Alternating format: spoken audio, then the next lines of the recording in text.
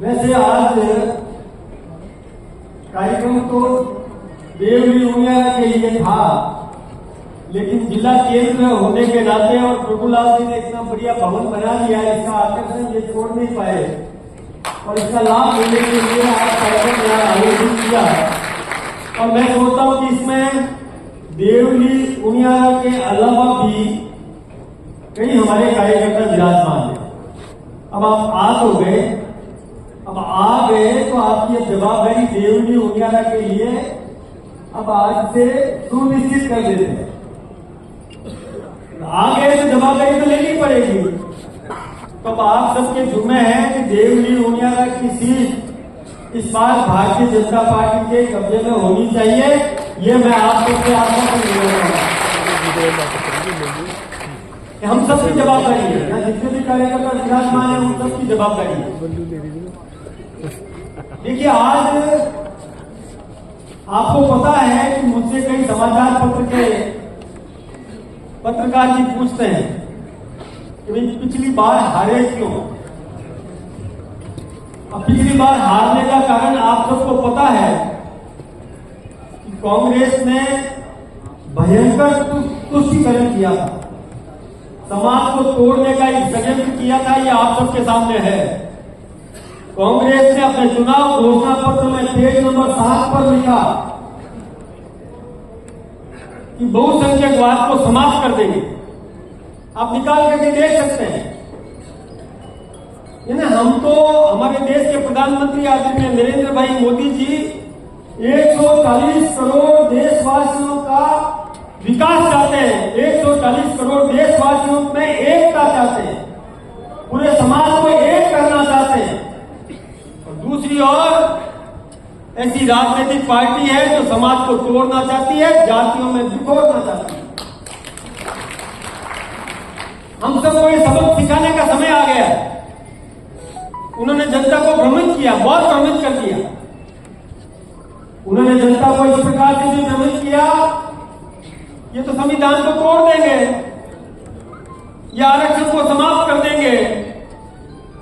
इस प्रकार की भ्रामक प्रचार कांग्रेस ने किया। लेकिन अब आप सबके सामने क्लियर हो गया। देश के प्रधानमंत्री आदरणीय नरेंद्र भाई मोदी जी तीसरी बार बन गए देश के प्रधानमंत्री। उन्होंने संविधान को अपने माथे पर रखा, संविधान का सम्मान किया, किसी प्रकार से छेड़खानी नहीं की और नहीं करने का वायदा भी किया। आरक्षण के साथ भी किसी प्रकार से छेड़खानी हम नहीं करेंगे, यह भी सुनिश्चित किया। और आप सबके आशीर्वाद से राजस्थान में डबल इंजन की सरकार बन गई और भजनलाल जी के नेतृत्व में राजस्थान में हमने बहुमत प्राप्त करके सरकार बना। जब देश में हमारी सरकार, राजस्थान में हमारी सरकार, तो हमारे मन में कोई षड्यंत्र होता तो कौन रोकने वाला था। लेकिन हम ये सुनिश्चित करना चाहते हैं कि हम समाज को एक रखना चाहते हैं। हमारी जो व्यवस्थाएं हैं उन व्यवस्थाओं को और सुदृढ़ करना चाहते हैं, देश को और उन्नति के पथ पर ले जाना चाहते हैं। तो आप सबके सामने है कि केंद्र का बजट कितना अच्छा बजट आया। किसी भी प्रकार का जनता पर टैक्स नहीं लगाया और विकास के लिए खजाने खोल दिए। चाहे रेलवे का मामला हो, चाहे बिजली का मामला हो, चाहे पानी का मामला हो, सड़कों का मामला हो, हर और विभाग में। और हमारे देश के प्रधानमंत्री जी ने बहुत योजनाएं दी। और ठीक इसी प्रकार से राजस्थान के मुख्यमंत्री जी ने जो बजट दिया वो भी इससे पहले के बजट से सर्वाधिक राशि इस बार और जनता के लिए आवंटित की है। और आप सबके सामने है कि अब प्रत्येक परिवार को जैसे सोलर पैनल लगाने के लिए अपने मकान पर वो सोलर पैनल लगाए तो 40% सब्सिडी देने की घोषणा करी। और इसका फायदा क्या होगा कि हमको वो फायदा मिलेगा कि बिजली का बिल नहीं आएगा, क्योंकि आप अपने घर में सोलर से बिजली पैदा करेंगे, उसका उपयोग आप करेंगे और जो बचेगा वो विभाग में जाएगा या मंत्री जी विराजमान है, उन सबके सामने ये स्थिति बताया। तो जब आप एक बात सुनिए, मैं बताऊंगा आपको इस बात के लिए भी, और ये विषय भी मैं लूंगा। मैं बजट की बात कर रहा हूं आपके सामने, लेकिन आप चाहते हैं कि तुरंत हो जाए। वो जो प्रश्न कर रहा है एक भाई, जिसने कहा कि जादू के डंडे से काम हो जाए, जादू के डंडे से काम नहीं होगा। पिछली सरकार ने जो भ्रष्टाचार किया, जो गलत योजनाएं दी, उसका परिणाम ये भुगत रहे, उसी का परिणाम भुगत रहे। उन्होंने, मंत्री जी विराजमान है, उन्होंने जो हमारे बिजली उत्पादन के प्लांट थे जिसमें कोयला डालना चाहिए था, उन्होंने लिखना ही डाल दिया और हमारे सारे प्लांट फेल हो गए। ये उन्होंने गलत काम किया। वो जानते थे कि हम जाने वाले, भुगतेगा आने वाला, ये सोच करके उन्होंने इस प्रकार की गलतियां की। और यही नहीं, उन्होंने ऐसी भी और एक शर्त रखी, ऐसा एक एग्रीमेंट कर दिया कि जिस समय हमें बिजली की जरूरत होती है उस समय हम बिजली लौटाएंगे, क्योंकि उन्होंने बिजली पहले प्राप्त कर ली। एक तरफ तो उत्पादन कम, एक तरफ बिजली लौटाना, ये दोनों काम कैसे संभव है, ये बताइए आप। ये इस प्रकार की, आप समझिए इस विषय को। मैं आपको एक बात बताना चाहता हूं, आप इस विषय को समझिए। ज्यादा नहीं बोलना, मैंने बता दिया आपको। एक विषय को समझिए, मैंने कई जगह ये बात बताई है, आप सबके सामने भी बता देता हूं कि दो भाई थे, दोनों सगे भाई थे। वो संगीत सीखने के लिए गए संगीत के अध्यापक जी के पास। संगीत के अध्यापक ने पहले बड़े भाई से पूछा, तुम्हें संगीत आता है क्या? बड़े भाई ने कहा हाँ आता है। तो गा करके बता। उसने गा करके बताया। तो गुरुजी ने कहा अच्छा तुम सीख जाओगे, कोई बात नहीं। पूछा गुरुजी कितना समय लगेगा? कि भाई तुम्हें 6 महीने लगेंगे। फिर छोटे वाले से पूछा कि तुझे गीत गाना आता है क्या? उसने कहा मुझे तो बिल्कुल नहीं आता, कभी संगीत गाया नहीं, कि कभी गाया नहीं गुरुजी। कोई बात नहीं, सीख जाएगा। कि गुरुजी कितना समय लगेगा? कि तुझे 3 महीना लगेगा। दोनों ने सवाल किया कि इसको गाना गाना आता है? गा करके बताया। लेकिन गुरुजी कहते हैं तुझे 6 महीने लगेंगे, और इसको बिल्कुल नहीं आता। इसको बोला तुझे 3 महीने लगेंगे। तो गुरुजी ने कहा इसको गाना तो आता है, लेकिन गलत आता है, उसको भुलाने में 3 महीने लगेंगे और घुस दिखाने में तो 3 महीने लगने वाले। तो इनको जो मशीनरी मिली है ना, हमारी सरकार को जो मशीनरी मिली हुई है, वो मशीनरी वही मशीनरी है। उस मशीनरी की आदतें सुधारने में समय लगेगा भाइयों। समय तो उतना ही लगेगा कि जो विकास करना है। जो गलत आदतें हैं, उनकी गलत आदतों को भुलाने में समय लगेगा। एक बात मैं आप सबके सामने रखना चाहता हूं। विशेष तो रखेंगे हमारे महामंत्री जी और हमारे प्रभारी जी। एक बात मैं आपके सामने रखूं कि ये समय कैसा है। आप सब अखबार पढ़ते हैं, टीवी देखते हैं, आपको मालूम है कि देश काल परिस्थितियां कैसी है। आपको ये पता होगा कि पड़ोसी देश की क्या स्थिति है, बांग्लादेश की। बांग्लादेश के अंदर हमारे भाइयों को मकान छोड़ करके भागना पड़ रहा है। वहां अराजकता की स्थिति उत्पन्न हो गई है। वहां पर का प्रधानमंत्री को भी भाग करके दूसरे देश में शरण लेनी पड़ रही है। इतनी अराजकता की स्थिति हो गई। वहां सरकार नाम की कोई चीज नहीं है।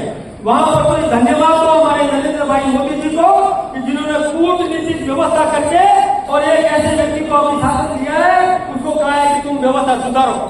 वहां की स्थिति कितनी खराब हो गई थी, आप सबको समझना पड़ेगा कि किसी व्यक्ति ने अपना मकान बनाया, अपना आशियाना बनाया, जिंदगी भर खून पसीना संजो करके उसने अपना मकान बनाया, और एकाएक उसको मकान छोड़ करके भागना पड़े। उसके अरमानों पर पानी फिर गया। उसने सोचा था कि भवन में मेरी औलाद जीवन जिएगी, सुखी जीवन जिएगी, और उसको मकान छोड़ करके भागना पड़े। कितनी विकराल स्थिति उसकी बनी होगी। दूसरी तरफ वो व्यक्ति है जो उसके मकान पर कब्जा करने के लिए तैयार खड़ा है कि ये निकल जाए तो मैं इस पर कब्जा कर लूंगा।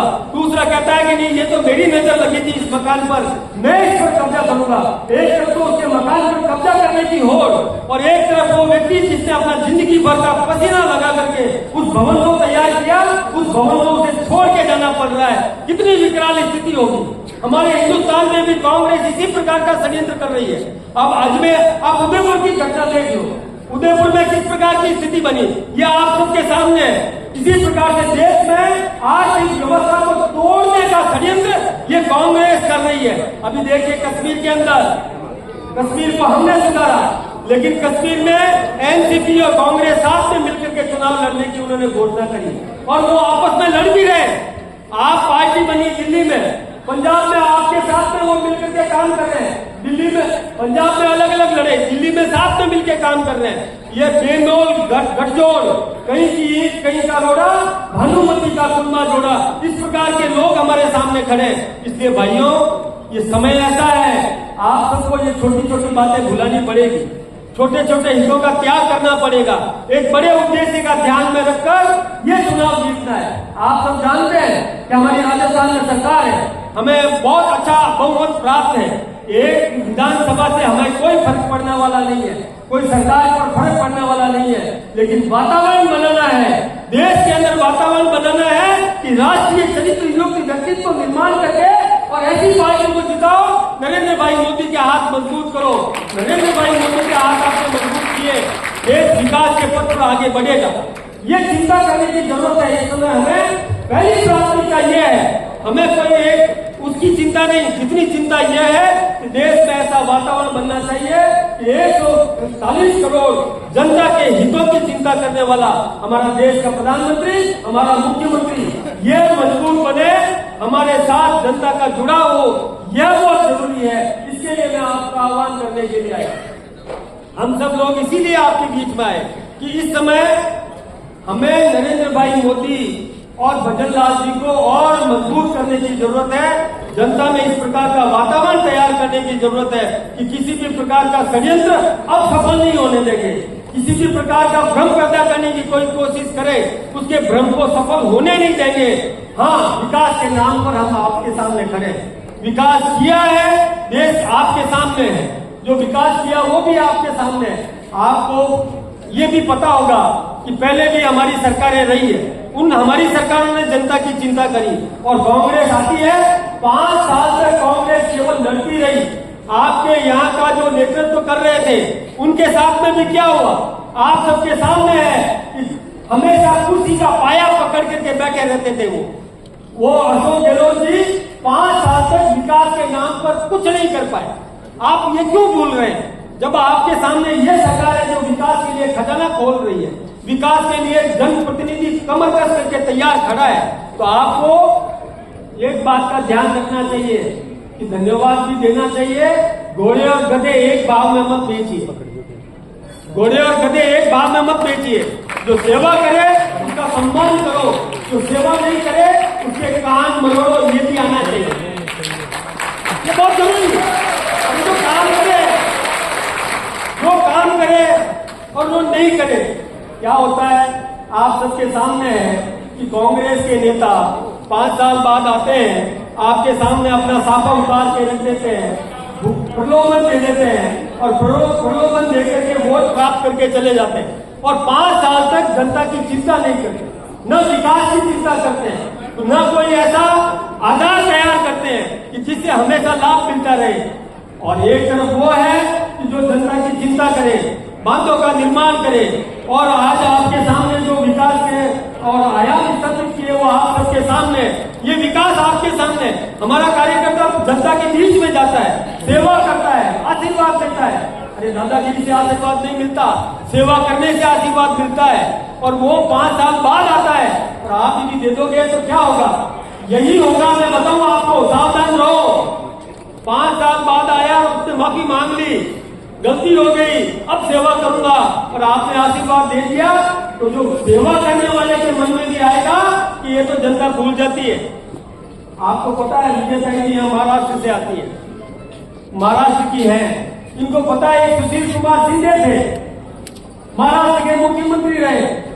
जब 2G स्पेक्ट्रम और चारा घोटाला, ये घोटालों की चर्चा होती थी, तो उस महाराष्ट्र के उस समय के मुख्यमंत्री ने, कांग्रेस के मुख्यमंत्री ने जनता के सामने कहा कि आप चिंता मत करो, ये जनता तो घोटाला सब भूल जाएगी, 5 साल बाद इनको याद भी नहीं रहेगा, इसलिए आप चिंता मत करो। ऐसा कहा था उसने, सरेआम ये बात कही थी। फिर भी आप आशीर्वाद दे दोगे क्या उनको? अरे आशीर्वाद दे दोगे तो फिर लोग कहेंगे क्यों मरे, क्यों तपस्या करें, क्यों घर घर घूमे, क्यों पसीने में इधर उधर घूमे, क्यों इनके तलवे चाटे, क्यों इनकी सेवा करें। इसलिए मेरा ये प्रार्थना है कि काम करने वाले को आशीर्वाद दें। अब हम आएंगे आपके बीच में, देवरी उनियारा के लिए आएंगे। मैं आपसे यही निवेदन करना चाहूंगा कि आप भारतीय जनता पार्टी को जिताएं। इसमें कौन उम्मीदवार है, किसको टिकट मिला, इसकी चिंता नहीं करें। आप एक मुखी होकर के कमल के फूल को जिताने के लिए अपनी पूरी ताकत लगाएं। आपका उम्मीदवार है कमल का फूल, उसको ताकत देंगे तो देश में ऐसा एटमॉस्फेयर बनेगा। सेवा नहीं करने वाले को सबक मिलेगा और सेवा करने वाले को उत्साह मिलेगा, प्रेरणा मिलेगी। यही बात कह करके मैं अपनी बात को समाप्त करूंगा। आप सबका बहुत बहुत अभिनंदन, बहुत बहुत धन्यवाद।